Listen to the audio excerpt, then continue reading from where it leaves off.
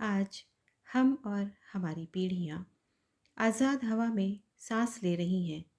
उसके पीछे हमारे स्वतंत्रता सेनानियों, क्रांतिकारियों एवं महापुरुषों का वर्षों वर्षों का अथक संघर्ष एवं बलिदान है। 23 जनवरी ऐसे ही एक महान देशभक्त क्रांतिकारी नेताजी सुभाष चंद्र बोस का जन्म दिवस है। सुभाष चंद्र बोस एक आदर्श क्रांतिकारी, सच्चे देशभक्त, सेवा, त्याग एवं शौर्य की मिसाल थे। उस समय के बंगाल के कटक में 23 जनवरी 1897 को जन्मे सुभाष पिता श्री जानकी नाथ बोस तथा माता श्रीमती प्रभावती देवी के संस्कारों से पल्लवित हुए। मात्र 15 वर्ष की आयु में उन्होंने विवेकानंद साहित्य का पूर्ण अध्ययन कर लिया था। उनके पिता की इच्छा थी कि सुभाष आईसीएस बने। सुभाष ने यह परीक्षा पास भी कर ली, परंतु वह आईसीएस बनकर अंग्रेजों की गुलामी नहीं करना चाहते थे और उन्होंने त्यागपत्र दे दिया। सिविल सर्विस की ऐशो आराम की नौकरी का परित्याग कर आज़ादी की मशाल पकड़ ली। उनकी माँ प्रभावती के पत्र से उन्हें हौसला मिला, जिसमें माँ ने लिखा था, पिता एवं परिवार के लोग कुछ भी कहें, पर उन्हें अपने बेटे के इस फैसले पर गर्व है। धन्य है ऐसी वीर हृदय वाली माँ, उन्हें कोटि कोटि नमन है। गांधी जी के असहयोग आंदोलन से क्रांतिकारी जीवन की उन्होंने शुरुआत की और हर आंदोलन में खुलकर हिस्सा लिया। वह अपनी दृढ़ इच्छा शक्ति, कार्यक्षमता, कर्मठता एवं नेतृत्व क्षमता से देशवासियों के बीच नेताजी की उपाधि हासिल की। 11 बार कठोर कारावास भी भोगा। कांग्रेस के लगातार 2 बार अध्यक्ष बने, पर गांधी जी के विरोध के पश्चात कांग्रेस छोड़ दी।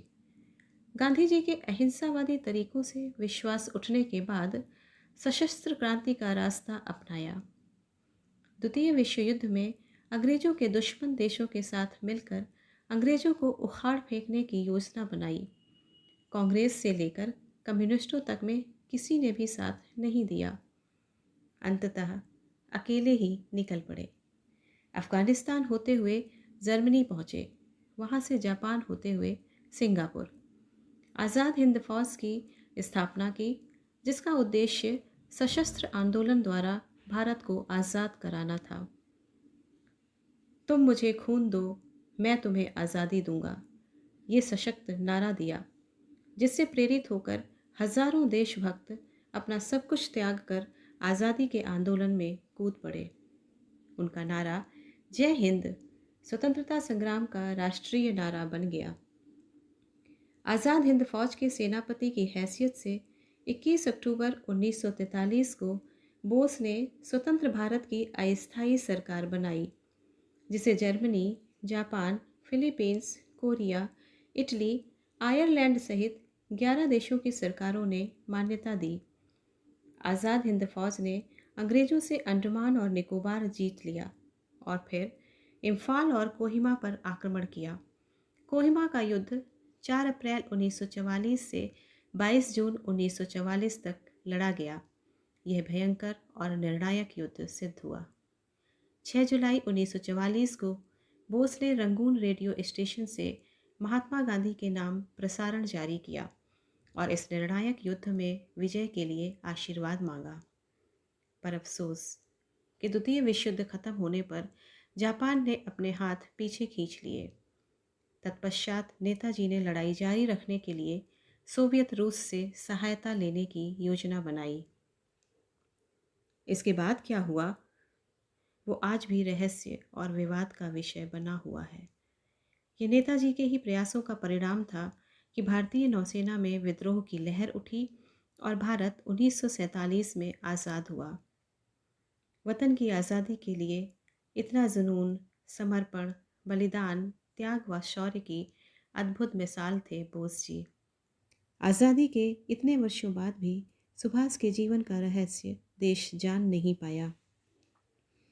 यद्यपि जापान में प्रतिवर्ष 18 अगस्त को उनका शहीद दिवस मनाया जाता है, वहीं भारत में उनकी मृत्यु के रहस्य आज भी अज्ञात हैं। 1945 के बाद सुभाष के साथ क्या हुआ? आखिर आज़ादी के तुरंत बाद सुभाष जी से जुड़े रहस्यों से पर्दा उठाने का प्रयास क्यों नहीं किया भारत सरकार ने? सुभाष से संबंधित कई फाइलें केंद्र सरकार के पास गोपनीय रखी गई, यह बताते हुए कि उनको सार्वजनिक करने से हमारे अंतर्राष्ट्रीय संबंध खराब हो सकते हैं। क्या अंतर्राष्ट्रीय संबंध हमारे लिए हमें आज़ाद देखने का सपना देखने वाले और अपना सर्वस्व कुर्बान कर देने वाले सुभाष से ज़्यादा महत्वपूर्ण है? देशभक्त क्रांतिकारी की अनमोल कुर्बानियों का ये हश्र दुखद है। फिर भी सुभाष जी भारतवासियों के दिल में हमेशा जिंदा रहेंगे। जिंदा रहेगी हमेशा उनकी शहादत। आज़ाद हिंद सरकार के 75 साल पूरे होने पर इतिहास में पहली बार वर्ष 2018 में भारत के प्रधानमंत्री नरेंद्र मोदी जी ने लाल किले पर तिरंगा फहराया। 23 जनवरी 2021 को नेताजी की 125वीं जयंती को भारत सरकार ने पराक्रम दिवस के रूप में मनाने का निर्णय लिया है। यह सुखद अनुभूति के पल हैं। जय हिंद, जय सुभाष।